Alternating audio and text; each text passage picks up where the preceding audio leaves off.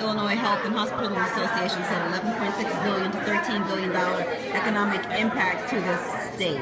To the state, and 84,000 to 95,000 jobs.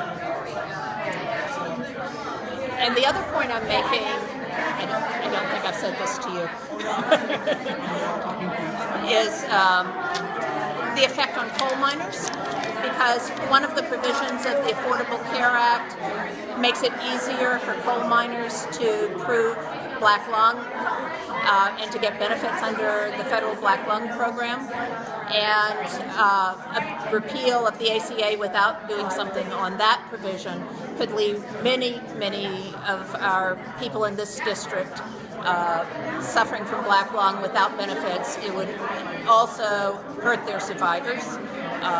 There's something in the ACA that helps widows or widowers of coal miners. And then, I don't have any dramatic stories myself, but my children were able to stay on my health insurance until they were 26. And that was a tremendous help as they were trying to get established and get jobs that carried health insurance. One of my kids had ACL surgery on his knee when he was in high school.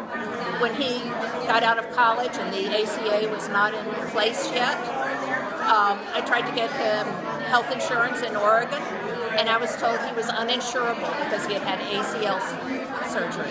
I talked to Blue Cross Blue Shield of Oregon, I talked to several other insurance companies, and they said, no, it's not just that we can exclude the leg or the knee, he can't be insured.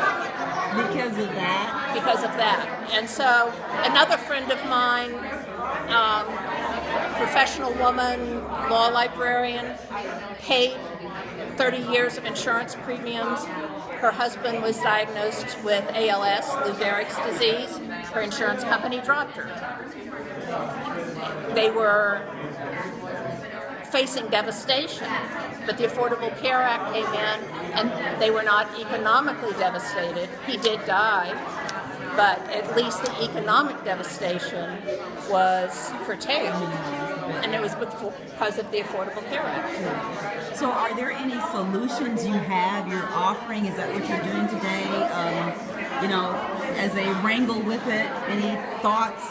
Well, I know a couple of problems with it. I mean, people talk about how high the premiums are. People talk about the decline of insurers participating. And there are real problems with that, and we ought to look at it. But I also know that there was supposed to be a fund to provide funds for insurance companies that had greater losses than they anticipated as they did the actuarial analysis of what they expected to have to pay out. And that was only funded by to 12.6% of what it was supposed to be funded by Congress, by the Republican Congress. So part of that is Congress didn't step up to do what the ACA said they were supposed to.